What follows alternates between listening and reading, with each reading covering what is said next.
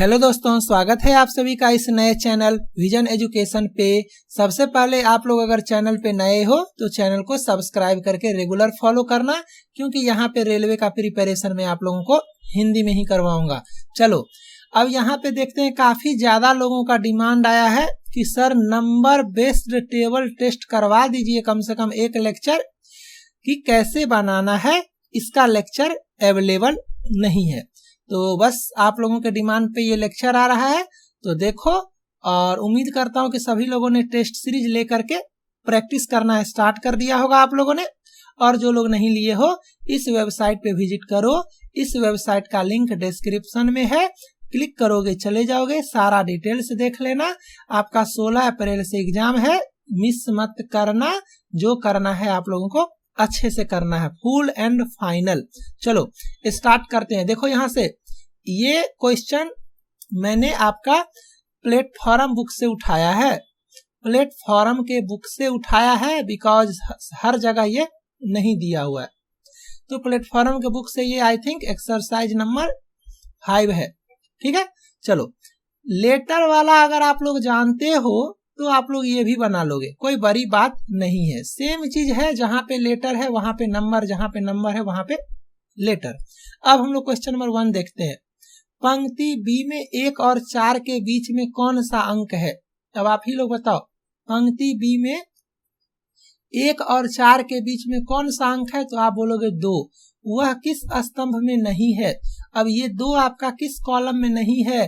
Column ई में है, column D में है, कॉलम सी में है, कॉलम ए में है, कॉलम बी में 2 नहीं है।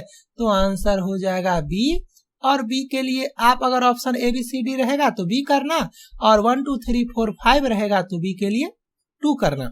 काफी आसान सा क्वेश्चन था, ठीक है। चलो क्वेश्चन नंबर 2 देख लेते हैं।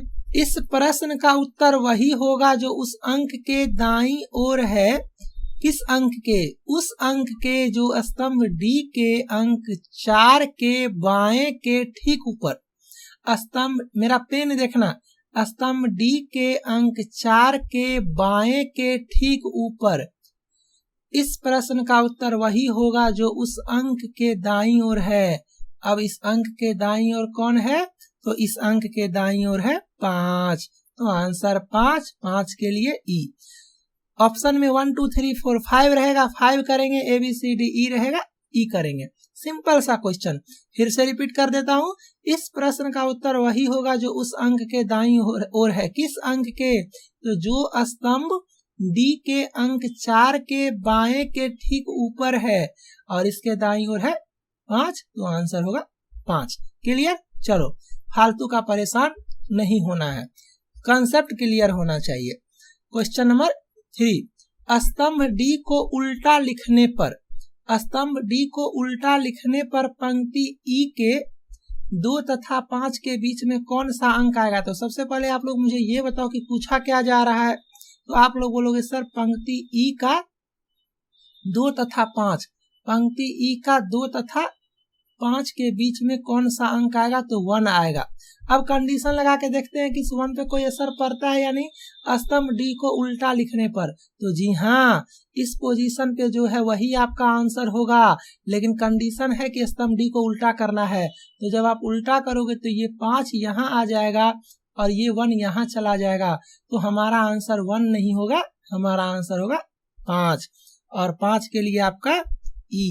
तो जो आपका रहेगा उस हिसाब से कर लेना। इसी लेवल का आपका आएगा बीके सिंह का जो दिया हुआ है बुक, उसमें इंग्लिश में जो दिया हुआ है काफी ज्यादा हार्ड है और काफी ज्यादा गलत है ग्रामेटिकली। तो इतना एरर है ना कि मतलब उसको बनाने का मतलब है जो आता है उसको भी भूल जाना। Question number 5। पंक्ति ई में कौन सा अंक 3 और 1 के बीच में आया है? पहले इतना बताओ। तो पंक्ति ई में 3 और 1 के बीच में कौन सा अंक आया है? तो आपका आया है 2।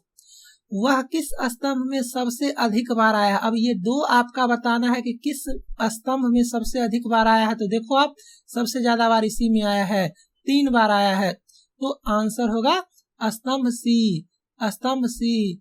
और सी लिखो या सी के लिए 3 लिखो। तो 5 का आपका ये राइट आंसर हो जाएगा। ठीक है, इसी तरह से बनाना है। क्वेश्चन नंबर हम लोग 6 नंबर देख लेते हैं। क्वेश्चन नंबर 6 ध्यान से देखो क्या है। पंक्ति ए और पंक्ति ई के विकर्ण को आपस में बदल दिया जाए। तो सबसे पहले आप लोग ये बताओ कि पंक्ति ए का विकर्ण कौन हुआ। तो पंक्ति ए जिसका बात होगा उसका पहला अक्षर, तो पंक्ति ए का पहला अक्षर ये है, तो इसका विकर्ण ये हुआ। पंक्ति ई का पहला अक्षर ये है, इसका विकर्ण ये हुआ। को आपस में बदल दिया जाए तो पंक्ति ई का प्रथम अंक कौन सा होगा। पंक्ति ई का प्रथम अंक आपसे पूछा है। अब आप बोलोगे सर आपस में कैसे बदलेंगे।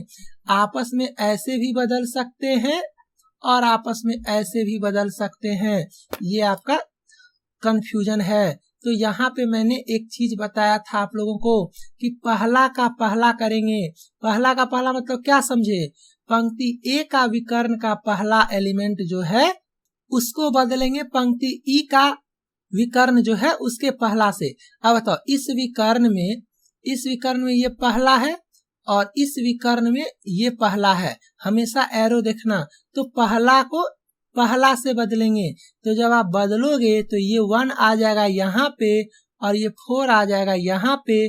तो आपसे पूछा गया है पंक्ति ई का पहला, और पंक्ति ई का पहला है 4 और 4 बदल गया है 1 से, तो आंसर होगा 1 और 1 के लिए ए।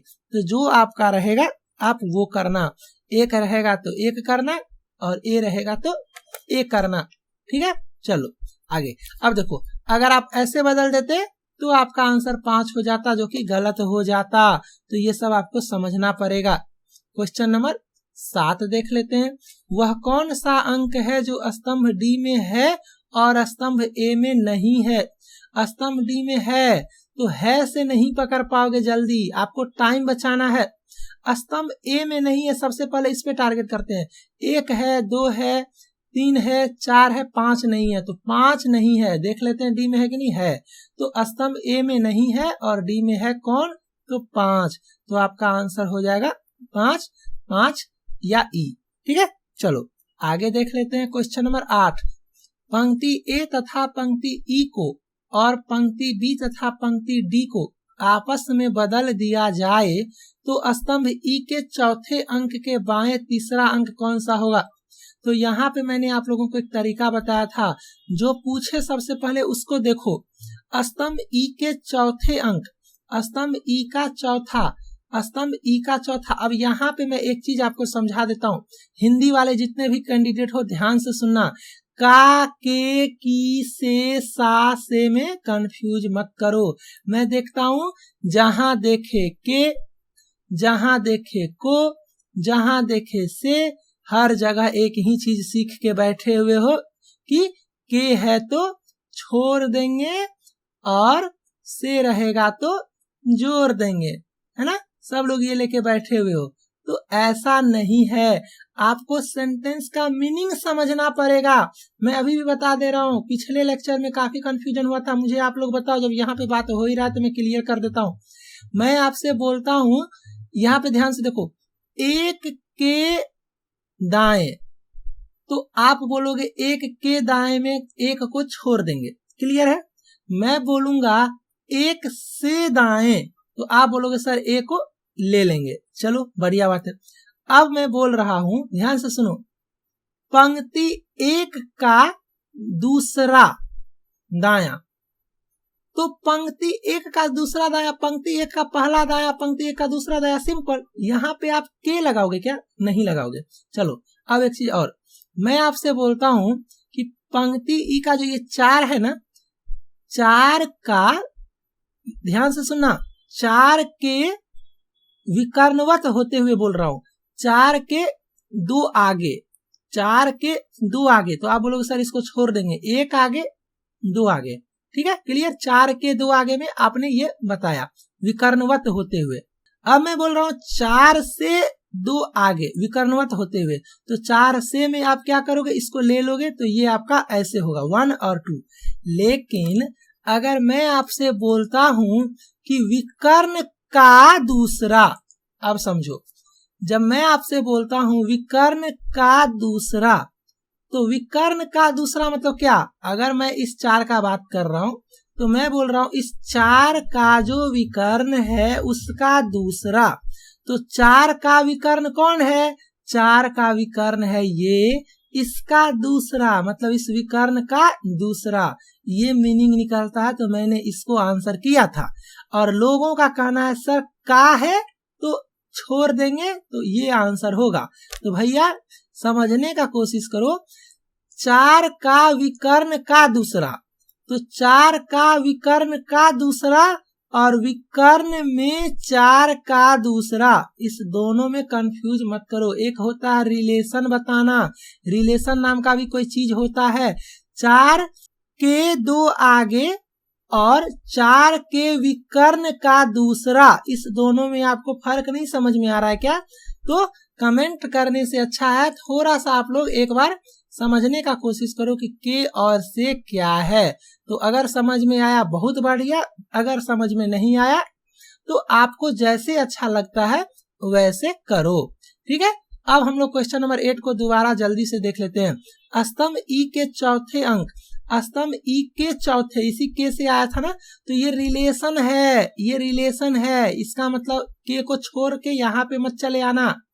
स्तंभ ई ये है, इसका सारा एलिमेंट ये है, इसका चौथा, इसका पहला ये है, दूसरा ये है, तीसरा ये है, चौथा ये है, पांचवा ये है। तो स्तंभ ई का चौथा हुआ ये, ठीक है। के बाएं, इसके बाएं तीसरा अंक, अब देखो के यहाँ भी लगा हुआ है, तो यहाँ पे भी आप बोलोगे छोड़ देंगे, नहीं, रिलेशन है। इसके बाएं, तो इसके बाएं पहला, इसके बाएं दूसरा, इसके बाएं तीसरा, समझने का कोशिश करो, के बाएं, ठीक है। चलो अगर यहाँ पे से रहता, अगर यहाँ पे से रहता, चौथे अंक से रहता तो फिर हम लोग लगाते, ठीक है। तीसरा अंक कौन सा होगा, तो ये अपने लोगों को बताना है, ये बताना है अपने लोगों को, क्वेश्चन के हिसाब से इस पोजीशन का वैल्यू बताना है। अब कंडीशन लगा दो, तो आपको कंडीशन लगाना है कि पंक्ति ए तथा पंक्ति ई को जब बदलोगे, तो पंक्ति ए और पंक्ति ई को बदलोगे तो इस पे तो कोई फर्क नहीं पड़ेगा, तो इस कंडीशन को नहीं लगाएंगे तो भी चलेगा। पंक्ति बी तथा पंक्ति डी को बदलना है, पंक्ति बी तथा पंक्ति डी को बदलना है, तो ये पोजीशन और ये पोजीशन आपका एक्सचेंज हो जाएगा। तो ये 1 जो है वो 4 के जगह पे आ जाएगा, तो हम लोगों का आंसर डायरेक्ट हो जाएगा 1 और 1 के लिए ए। तो इस तरह से आपको बनाना है, काफी आसान था, मैंने इतना समझाया आप लोगों को इसके और से का कॉन्सेप्ट समझाने के लिए, अदरवाइज ये क्वेश्चन मुश्किल से 15 सेकेंड का क्वेश्चन था। क्वेश्चन नंबर 9, पंक्ति ए के विकर्ण से, यहाँ पे देखो फिर से समझ में आ जाएगा, पंक्ति ए के विकर्ण से चलते हुए अंतिम अक्षर पर पहुंचे, तो पंक्ति ए का विकर्ण ये है, चलते हुए अंतिम अक्षर पर पहुंच गए। फिर स्तंभ ई में सबसे ऊपर होते हुए, सबसे ऊपर होते हुए जहां से चले थे वहां पहुंचे, जहां से चले थे वहां पहुंच गए। इस मार्ग पर सबसे अधिक बार कौन सा अंक आएगा, तो इस मार्ग पे 1 1 1 1 4 बार 1 है, आपका 2 आपका 3 बार है और बाकी तो देख के लग रहा नहीं है, तो 1 आपका 4 बार है, तो 1 के लिए ए आंसर हो जाएगा, ठीक है। इतना आसान सा क्वेश्चन, और ऐसा ही क्वेश्चन आएगा, फालतू में आप लोग टेबल टेस्ट को लेकर के परेशान मत होना। चलो क्वेश्चन नंबर 10 देखो, स्तंभ बी का चौथा अंक के विकर्ण, स्तंभ बी का चौथा अंक ये है, इसका विकर्ण, तो अब बताओ इसका विकर्ण कौन होगा, इसका विकर्ण कौन होगा, या तो ये हो सकता है, या तो इस 4 का है ना, ये हो सकता है, तो आप लोग कौन सा लोगे, तो इसका विकर्ण यही होगा, इसका विकर्ण यही वाला होगा। अब क्वेश्चन पढ़ते हैं, विकर्ण के तीसरे अंक के बाएं तीसरा अंक कौन सा होगा, तीसरे अंक, इधर तो जा नहीं सकते हो, तो इधर से चलेंगे, पहला अंक, दूसरा अंक, तीसरा अंक, तीसरा अंक के बाएं तीसरा अंक, के बाएं पहला अंक, के बाएं दूसरा अंक, के बाएं तीसरा अंक, तो हम लोगों का आंसर हो जाएगा 3। तो उम्मीद करता हूं कि आप लोगों को समझ में आया होगा कि कैसे लेना है। स्तंभ बी का चौथा अंक का विकर्ण यही होगा, ठीक है। स्तंभ ई का पहला अंक का विकर्ण ये होगा, स्तंभ बी का दूसरा अंक का विकर्ण, स्तंभ सी का तीसरा अंक का, स्तंभ बी का चौथा अंक का, स्तंभ ए का पांचवा का विकर्ण ये है और पंक्ति ई का पहला का विकर्ण ये है। समझ में आया? चलो हो गया खत्म, आसानी से हम लोगों ने बना लिया। उम्मीद करता हूं कि आप लोगों को समझ में आया होगा, अच्छा लगा होगा। कोई कंफ्यूजन हो कमेंट करना। लेवल आपका एग्जाम में ऐसा ही आएगा तो थोड़ा सा आप लोगों का कॉन्फिडेंस लेवल भी हाई हुआ होगा। टेस्ट सीरीज नहीं लिए हो ले लो, प्रैक्टिस करो, और चैनल को सब्सक्राइब नहीं किए हो तो चैनल को सब्सक्राइब कर लो। मिलते हैं नेक्स्ट लेक्चर में। Bye, thank you, take care.